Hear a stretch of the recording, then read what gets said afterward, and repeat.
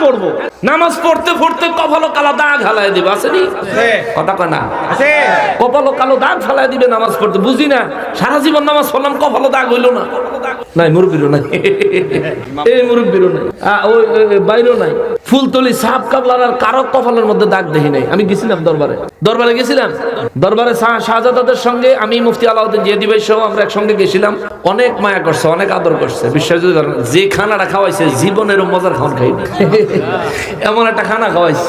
তো ওনাদের কপালের মধ্যে কালা দাগ দেখলাম না, কি যে হইলো। নবীগঞ্জের তেনে কেউ যদি খালি 40 দিনের লেগে চিল্লায় যাইতে পারে, ঠিক না? 40 দিন পরে কপালে দাগ, কি তো নূর নূর নূর। আচ্ছা, দাগ এটা কি কালা না সাদা? নূর অর্থ আলো, আলো কি কালা না সাদা? আলো তো সাদা, কালো হইলো অন্ধকার।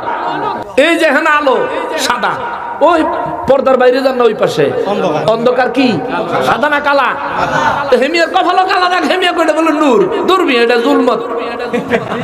এই কালো অন্ধকারের আরবি হচ্ছে জুলমত, জুলমা।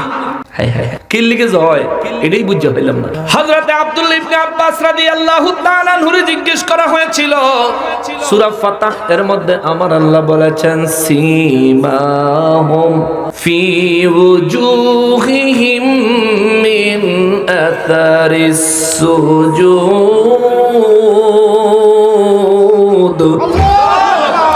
আল্লাহ বলেছেন নবী নবী মুমিনদের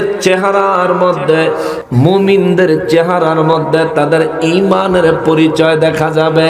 সীমাহুম ফি ওয়ুজুহিহিম মিন আসারিস সুজুদ, সিজদার চিহ্ন তাদের চেহারার মধ্যে দেখা যাবে। অর্থাৎ কারা সিজদাকারী তাদের চেহারা দেখলে বোঝা যাবে। সীমাহুম ফি ওয়ুজুহিহিম, ওয়ুজুহুন মানে পুরা চেহারা না ইমাম সাহেব ভাই? ওয়ুজুহুন মানে পুরা চেহারা, শুধু কপাল না। আল্লাহ রাব্বুল ইজ্জাত বলেন তাদের পুরো চেহারায় সিজদার চিহ্ন দেখা যাবে। অর্থাৎ যারা ঈমানের সহিত আল্লাহকে সিজদা দেয় তাদের চেহারা হবে নূরানি। জোরে কন্না সুবহানাল্লাহ। দেশে যতটি সুন্নি আলেম আছে এর মধ্যে সবচেয়ে কালা যে বেড়ায় হে বেড়ার খানো খাড়া করান, আর সব বাতিলপন্থী সবচেয়ে সুন্দর সুন্দর মুলবিদের কাইন্না হে বেড়ার পাশে দাঁড় করান, এই কালা বেড়ার এই সুন্দর লাগে, কারণ তার চেহারা নূর দান করেছেন কে? আল্লাহ। ঈমান আছে, ঈমানের নূর, এটার সাথে দুনিয়ার শরীরের সৌন্দর্য, ফেয়ার এন্ড লাভলি সৌন্দর্য কুলায় না। এখন হেরা তাবলীগের চিল্লাতে না ইয়া কয় বলে এই সীমাহুম ফি ওয়ুজুহিহিম মিন আসারিস সুজুদ। আল্লাহ কোরআন শরীফে কইছে তাদের চেহারার মধ্যে এই সিজদার চিহ্ন থাকবে। এই যে এটা সিজদার চিহ্ন। এই আয়াতের তাফসীর সম্পর্কে আব্দুল্লাহ ইবনে আব্বাস রাদিয়াল্লাহু তাআলা আনহুকে জিজ্ঞেস করা হয়েছে। আল্লামা কাজী সানাউল্লাহ পানিপতি রাহমাতুল্লাহি আলাইহি তাফসীরে মাযহারিতে উল্লেখ করেছেন। তিনি লেখলেন আব্দুল্লাহ ইবনে আব্বাস রাদিয়াল্লাহু তাআলা আনহুকে জিজ্ঞেস করলেন চেহারার মধ্যে সিজদার চিহ্ন মানে চেহারায় কপালে কালো দাগ নেই। সাহাবীরা জিজ্ঞেস করছেন আপনি তো তাফসীরের ব্যাপারে রাইসুল মুফাসসিরিন, সমস্ত মুফাসসিরদের মাথার তাজ, আপনি বলেন কপালে যে দাগ, এই দাগের কথাই আল্লাহ এই আয়াতে বলছেন। আব্দুল্লাহ ইবনে আব্বাস রাদিয়াল্লাহু তাআলা আনহু বলেন আরে কপালের কালো দাগ তো ফেরাউনেরও আছিল। এটা আমার কথা না, কিন্তু তাফসীরে মাযহারি বাংলাটা খুললেও দেখবেন ওখানে এই আয়াতের তাফসীরে গিয়া আব্দুল্লাহ ইবনে আব্বাস রাদিয়াল্লাহু তাআলা আনহু ঠিক এভাবেই বলছেন যে কপালের কালো দাগ তো ফেরাউনেরও ছিল। এটা আমার কথা না, এটা আব্দুল্লাহ ইবনে আব্বাস রাদিয়াল্লাহু তাআলা আনহুর কথা।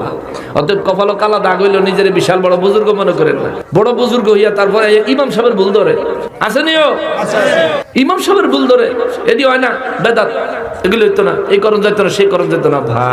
ভাইও আপনি যদি তাবলীগের সিল্লাত যাইয়া থাকেন আপনার উদ্দেশ্য হইল গিয়া কিছু সূরা কেরাত শিখবেন, শিখেন না মন্দ না তো, কিন্তু আপনি এই কিছু সূরা কেরাত শিখাইয়া সারা জীবনের শিক্ষিত ইমাম সাহেবের আপনি ভুল ধরেন, এটা তো আপনার ভিতরে অহংকার আইছেও, ঠিক নেই?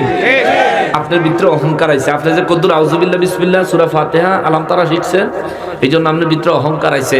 আর ইলমের অহংকারে আমলের অহংকার আসে শয়তানি স্বভাব থেকে। কথা বলেন ঠিক কিনা? 6.5 লক্ষ বছর ইবাদতের পরেও এক অহংকারে সব বরবাদ করে দিবেন কে? আল্লাহ। আমি আর আপনি শয়তানের কাতারও জানি না যাই, কবেন শয়তান তো শয়তানে, আমি কি শয়তান হমনি?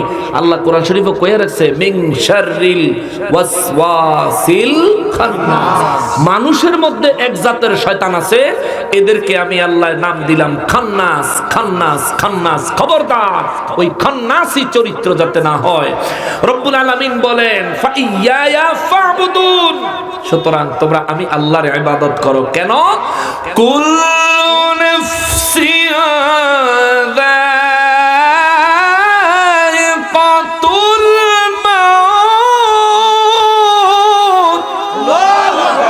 কারণ হলো যত নফস, যত আত্মা আমি আল্লাহ বানাইছি, প্রত্যেকটা নফসকে অবশ্যই মৃত্যুর স্বাদ গ্রহণ করা লাগবে।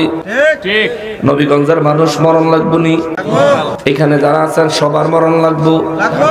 দুই একজন না মরলে সারত না, সবারই মরণ লাগবে। এ বাবার হৃদয় থেকে জবাব দেন, সবারই মরণ লাগবে। মরণটা কি একটা মজার বিষয়? আমার যুবক ভাইয়েরা বিশেষ করে আমার জবাব দিও, মরণটা কি একটা মজার বিষয়? একবেলা রেস্টুরেন্টে ভালো মন্দ খাওয়ার মতো বিষয়, বন্ধু বান্ধবের সাথে একটা শখের জায়গায় ঘোরাফেরা করার মতো বিষয়। মৌতটা কি সহজ না কঠিন? মৌতটা কি সহজ না কঠিন? পরীক্ষা কঠিন হইলে যুবক তোমার চোখের ঘুম উড়ে যায়। বাবার কাছে কোনো বিষয়ে জোরদার জবাবদিহি করার কোনো বিষয় থাকলে যুবক তোমার ঘুম উড়ে যায়। ও যুবক, ওরে আমার ভাই, মৌত চিরন্তন সত্য, এড়ানোর কোনো সুযোগ নাই, গ্রহণ না করার কোনো সুযোগ নাই, পালানোর কোনো সুযোগ নাই, বাঁচার কোনো সুযোগ নাই রে ভাই। একজনও এর থেকে ফাঁকি দিতে পারবেন না। এই যে মাইকের আওয়াজ যারা শুনছেন, তাদের মধ্যে যারা বেদিন, তারাও কেউ মৌতকে ফাঁকি দিতে পারবে না। এই যে মাইকের আওয়াজ শোনা যাচ্ছে কিংবা অনলাইনে যারা আলোচনা শুনছেন, তাদের মধ্যে কেউ যদি নাস্তিক থাকে, সেও কিন্তু মৌতকে ফাঁকি দিতে পারবে না। ওরে সংসার সংসার কইরা ভবে গো, করলাম না জীবনদিগি,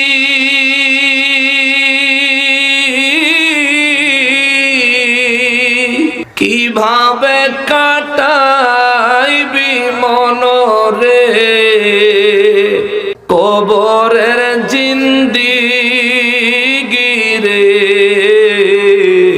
ওরে জীবন গুনায় গুনায় গেল রে, ওরে জীবন গুনায় গুনায় গেল রে। ছেলে মেয়ের মায়ায় পইড়া গো, করলাম বাড়ি ঘর,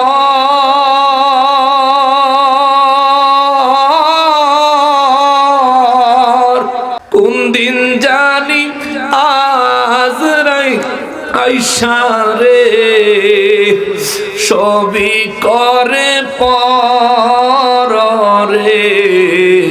ওরে জীবন গুনায় গুনায় গেল রে, ওরে জীবন গুনায় গুনায় গেল রে। এরা নবীগঞ্জের মানুষ, ছোট্ট শিশু থেকে আরম্ভ করে একেবারে বয়োবৃদ্ধ মানুষটা পর্যন্ত মৌত থেকে কেউ বাঁচতে পারবেন না, মৃত্যুবরণ করাই লাগবে। এই জন্য আল্লাহ মৃত্যুর খবর বলার আগে বলেন ফাইয়া ফাবুদুন। সুতরাং বান্দারা, তোমরা আমি আল্লাহর জন্য ইবাদত করো। পৃথিবীটাকে প্রশস্ত করে দিয়েছি,